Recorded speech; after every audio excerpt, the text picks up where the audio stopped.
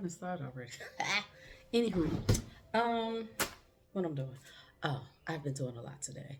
Um, I'm in zone 6. I'm in Illinois, and it's cold outside today. It's Monday. It is reading 7 degrees. 7 degrees. Mind you, I just came from Katy, and it was upper 60s and 50s, nighttime 40s. I'll take it. Anyway, this video is brought to you by moi, Ella, and this is Ella's place. Anywho, like I said, I've been doing a lot today. I made some soap. I really need to make some more soap. I have a lot of soap, but people are starting to buy bars, and so now I'm running out of some bars. So today I made rice milk and honey, which is one of my favorites. I like to be creative. Most of my soaps are not, I wouldn't say staples, they're just like what I feel like creating. So a lot of times when people ask me like what do I have available, it's what I've created, what I felt moved by. And I am making a lot more natural soaps, meaning without the uh, fragrances, but more so with essential oils. I do have some with, fragrance, Japanese cherry blossom, the really popular ones, lemon and things of that nature, but I am moving more into more essential oil or no scent at all, and just a really good base product of shea and coconut. And cocoa butter is expensive. I was going to buy a couple of pounds of cocoa butter today, but when I saw the prices, I was like, look, like y'all want me to get no cocoa butter. So we got mango and shea butters and olive oils and all those things. So anywho, I am anteing up on my bars. I have a customer who wants to only use natural soaps and no more perfume or commercialized soaps. So hope he's coming to me. I just sold him 12 bars, and I just want to make sure I have enough to give him again when he comes back. But anyway, enough about that. The other hobby that I have. I am getting ready for some winter sowing. I've already done some. If you've seen my video already on YouTube, it's Ella's Place 12. I've winter sowed a lot of leafy greens. They're already outside, but now I want to do some flowers. And I don't know about you, I have more than enough seeds. Yet I keep ordering them. I was in Home Depot the other day and I bought some bachelor's buttons, some more hollyhocks, lavender, and I'm cold stratifying the lavender seeds now. Stratification basically means the process of stratification your seeds, meaning they need to go through a cold period before you try to sow the seed in soil to germinate. It won't germinate unless it goes through a cold period. And usually that's from like 4 weeks to 6 weeks, depending on the seed. The lavender needs at least 4 weeks to 6 weeks. So they're in the fridge. You put them in a paper cloth, a wet paper towel or napkin, and you sow a few seeds in that, and you fold it, and you put it in either a sandwich bag or freezer bag or something like that, and put it in your refrigerator for a couple of weeks. I dated mines. I think I did this. What's today? Monday. I did this Friday, and so they're in the refrigerator now. Two different types of lavender. I have more than enough lavender in my yard, but I want more. And I forget the other seed that I did. Oh, I did the trumpet vine. I collected those seeds off my daughter's tree in her backyard in Texas. It was still blooming, but I saw some seed pods and I was like, I need that. But anyway, but more winter sowing. I want to do some flowers. Here go the bachelor buttons that I bought at a Home Depot. I like those. I've been looking at a lot of YouTube channels that showcases their yard in all seasons, preferably spring and summer. But anywho, I love the cottage look.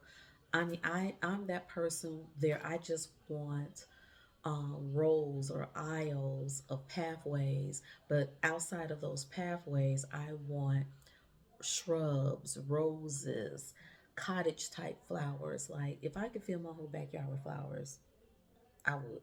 Outside of my vegetable garden side, it would be all flowers. And it's slowly but surely getting to that, but I'm trying to keep my husband in mind as I plan.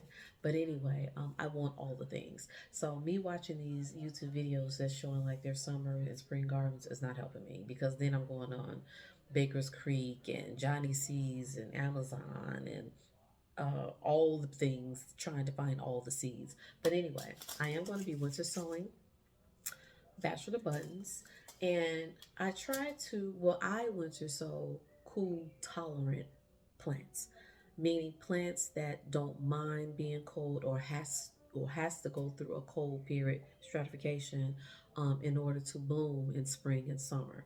So I tend to lean towards the plants that I see blooming in spring and early summer. So that's kind of a guide if you kind of don't know what to winter. So, what do you see in spring? But anyway, petunias, I did these last year. They were absolutely gorgeous. And I just ordered some more. They're like a fuchsia pink. So, I'm going to winter sow those. I'm probably going to wait until the pink ones get here before I do these. So, anyway, I have poppies. I have some old seeds and I'm just gonna go ahead and use them and just see what happens. So these are poppies. I collected some back in 24. I have no idea what color these are. And then I bought these also at Home Depot. These are purple. Now I know this one is an annual. So these will also be winter sowing. Then I have baby sprout. I love baby sprout. So I got a white and then I got a purple. And these both I believe are annual baby sprout. But I'm going to be looking for the perennial. If I'm mistaken, I'll put it later on in the video that this was actually a perennial. But anyway, I believe both of them are annual. I could really look on the back of this package with these old people eyeballs and tell y'all. But it would say perennial or annual on these. Let's look for hardiness. Provide blah blah blah blah blah blah bloom bloom bloom. Sprout. What does that say? I have no idea what that say. Water space. Yeah, it's not saying. Oh, annual. Yep, these are annuals. Okay, they're annual baby sprout. I want the perennial baby sprout. So when to sow those, I want some more creeping thyme. I planted some in my front garden beds, and I didn't get the flower, but I did get a lot of the leaves. And like I was walking through there planting stuff in fall, and all I kept, you can walk over creeping thyme. It's really tough, and it's a perennial. I just kept smelling it, and it smells so good. I'm also gonna sow these again, but I'm gonna winter sow these because they took up too much space. And this is a phlox, and these are three different kind. This one and this one came up real good. I didn't get these in germinate as well, but I got a lot of these and they are fragrant. They smell so good. Okay, and they did really really well. And these are the ones that you can once the bloom dies back, you can cut it and it'll rebloom. And then of course once it start getting cold, it's over. So I'm gonna winter sow these, and then I have some old seeds, 2022 of status. We're gonna see what happens. I have plenty of sweet peas. I got sweet peas, more sweet peas, and I got these from Free Heirloom Seed sweet peas. So I'm gonna winter sow sweet peas. Remember, cool tolerant plants, flowers that we're doing. Snapdragons love cool weather. They can do hot weather. They can do cool weather. I'm doing more snapdragons, even though I know I'm going to have some that's going to come back from last year, and that's fine. But I want to ensure that I have some. These are very pretty. They get pretty tall. These get really, really tall. I need to remember to stake these because when you don't stake snapdragons, they do the whole snake thing. But if they stood up, they would be more impactful. You know what I mean? But anyway, and these are some old, I think these are Madam Butterfly. Madam Maximum Orange Wonder is what these are. These are old, but I'm going to go ahead and do that. So we're going to have a couple of containers. I only have about 2 or 3, but they're pretty big containers that I can use for now. But I am preparing. So one of the things you can do before you go grab all the dirt and all the containers, well, I'll say after you know how many containers you have and clean them and wash them, is to decide what you're gonna winter sow. I bought some extra tags from Amazon. I got plenty more. I think I got 100. I have a garden marker. I bought a case of like a pack of like maybe 6 or 8, and then I got another 2 because I only bought 2 last year and I could never keep up with them. So I figure I leave 2 or 3 in the house, leave a couple in the greenhouse, and the other greenhouse, the new greenhouse, and in the drawer because you're gonna always need them. So what I'm going to do is I'm going to pre-write or pre-label, pre-write on the labels what I am winter sowing. That way, when I get all my dirt together, I'm stop saying dirt, soil together, um, I'll have these already written out. And as far as your soil, seed starting mix is fine, but if you're winter sowing, use a potting mix because they'll at least have some type of fertilizer in it. Because if you use just seed mix, it's too light, it has no nutrients. Yes, your stuff will germinate, but you'll be needing to fertilize your seeds. And who wants to try to fertilize a seed in a little container? You know, so already have what you need in the soil. So get potting mix, but get a very good potting mix, a light mix.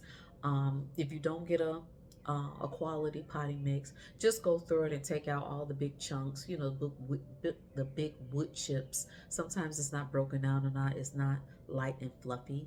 You can add perlite or vermiculite to it as well to kind of fluff it up a little bit more. But make sure you take out those big wood chips. Sometimes you'll find a rock, like they didn't care. They knew you was gonna buy it anyway. So anyway, that's another thing. Make sure it's light and fluffy because you want to make sure that your seed has room to germinate. You want to make sure the roots have somewhere to go and not be obstructed by some large piece of material within the soil, right? So those are things to keep in mind. Once I get the soil and everything together, I have to go to the garage. Go to the greenhouse. It's 7 degrees outside. I don't want to go. But I want to get some stuff done while I'm off because they'll be back to reality tomorrow morning. I'm working from home still. I complain. But anyway, so these are some of the things I'm doing. And another thing I'm going to do, I have been doing, this is the notes that I was taking, the book that I used to take notes last year. It helped me a lot this year. That was my first time taking notes, was last year, and I'm so glad I did because I got in here, started this, next year start this time instead of that time. So I'm just going through like the stuff I'm about to winter sow. I will go through this first before I say, okay, this is what I'm going to winter sow, even though I did that already. But anyway, so for this year, I don't have the best penmanship, but this year, January 2026, only thing I've done so far, I've sown onions and celery, which is doing awesome. They're doing really, really awesome. And I'll snip a picture and put them in this video. But I soaked some moringa seeds. They're already within the soil now because I think you only have to soak them for a couple hours. They're already in soil. One sprouted, but I got damping off because I didn't put any vermiculite on top to hold the moisture. So the stem got really wet and weak and to the point that it just broke off. So, but it's like 4 more seeds in there. So hopefully the other 3 will sprout. So, and then now, what did I do? January 9th, I winter sowed Russian kale, Georgia collards, and champion collards. Turn the page. I did baby cabbage, large cabbage, and mustard greens. So those are winter sown already, and they're already outside. I'm gonna sow flower seeds January 26th or later, and one of them I know is gonna be geraniums. There's gonna be geraniums, roselle, hollyhock, things that I know that need time to grow. Like you want to get a head start on those things because if I can get a bloom from the hollyhocks this year, that's what I want. So I'll start those early because sometimes you'll start perennials in spring, but you don't get a flower till the following year. But I found that if you do hollyhocks early winter or late winter, you can get a bloom out of your hollyhocks and maybe some other things for that matter. But yeah, and then like I said, stratification, the lavender seeds. Oh, and the trumpet vine. I'm using the stratification method with that as well. Remember, those are the wet seeds that's in the paper towel, that's in the refrigerator, that will be there for a month or longer. All right, and then today, what is today, the 19th, I believe? I am going to winter sow some flower seeds. And I may even do more winter sowing of flower seeds as we get like later in February and March for things I know that come up like that. Only because I don't want to have to nurse them indoors. If I put them outside, they're going to get everything that they need: sun, rain, air, have the humidity, the greenhouse method, also with the container, and that way I don't have to babysit those, and I can worry about the stuff like other things that I want to grow as far as like veggies, like my peppers and tomatoes and things of that nature. I want to kind of worry about that. I want to get less off of me this season because I tend to have too much. I'm giving away stuff. So I'm always going to have too much, but I'm going to lessen how much I have this year. So yeah, so then I just write out all of this. You guys don't have to watch me do that, but I'm write all of this down, and then I'm going to pre-write this stuff. I'll take a picture, put it in this video, and then I'll come back with the video, either the same video or a different video of me actually sowing the seeds within their winter sowing greenhouse. Okay? All right. If I don't talk to you guys again, like I always say, thanks for watching. Please like, be a blessing. No, my brain, this 50+ brain. Like I always say, be blessed, but also make sure you be a blessing. All right, you guys take care. Bye. What container I'm going to use? I'm going to use this for the flat, so let's get this puppy peeled. And remember, I put holes all in the top and holes all in the bottom. So let's get this pre-moistened soil in here. And I don't have to go like really deep with the soil, depending on how long I'm trying to keep these in the container, because they're really not going to start sprouting until the weather warms up.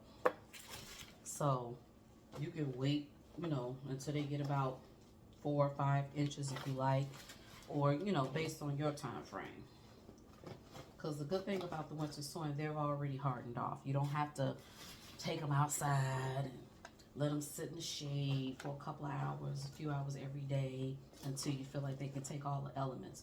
With winter sowing, you're skipping that step, which is one of the best things about this. You don't have to harden off your stuff. The stuff that you start indoors, now you have to harden that stuff off because it's not adapted to the outdoors. The wind, the sun, you know, the cold, all those things is not used to that. So with this method, you don't have to worry about that because it has adapted, because that's where it has grown all this time.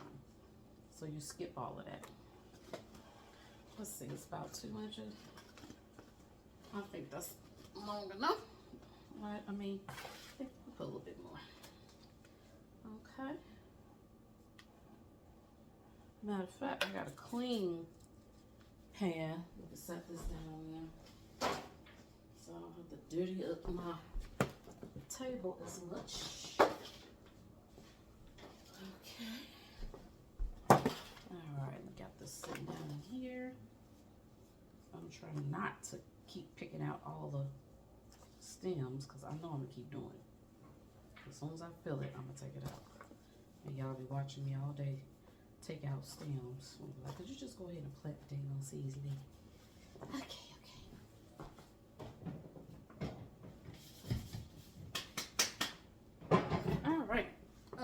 It's hard for me to sow seeds with gloves on, so I always have to just take them. I'm putting them on, taking them off. But anyway, okay, guys, let's get started. All right, let's do this flux. We got 3 seeds. This is an annual. I got these from Baker Creek. Like I said, they have a beautiful scent. They're very prolific. They grew very, very, very well. Which one is this? Blushing Bride. So let's put Blushing Bride right here. We'll put Sugar Stars right there. And we'll put Cherry Caramel right here. So let's start with the Blushing Bride. I should have got my vermiculite out. All right. Let's tape off, y'all. I know my head cut off, but y'all ain't trying to see me. Y'all trying to see what the heck I'm doing. So I don't want to go overboard on these seeds because, again, I always plant too many. But sometimes you plant a little bit more than what you need because you want to ensure germination. And then me, you know, I'll just give some to my girlfriends, whoever wants some. Not a lot of us are into flowers. Only some of us are. Sugar stars, that's next up. Let's see. Come on. And I bought these seeds last year, so hopefully they're still viable. They're not too old. And I got a lot of these. I'm gonna kind of oversow the sugar stars because, like I said last year, a lot of them didn't come up. They're very tiny, so I think I'm just gonna put some vermiculite over these. Yeah, get a lot of seeds.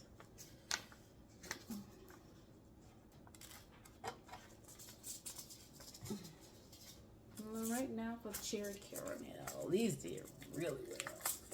These right here, they did really, really well. So if you're looking at Baker Creek and you want a scented annual, that's kind of, I think these get like 18 to 20 inches or something like that. They get pretty tall and they're very pretty. They smell really, really good. Okay, so let's do these. And I'm just sprinkling them on top.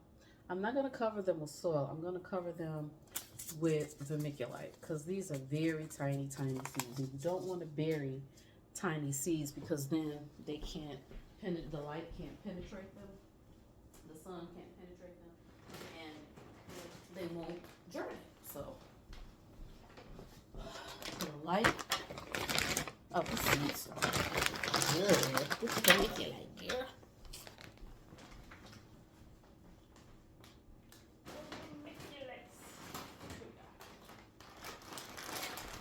So some of the stuff I already brought in the house that I knew I'll be starting some things indoors.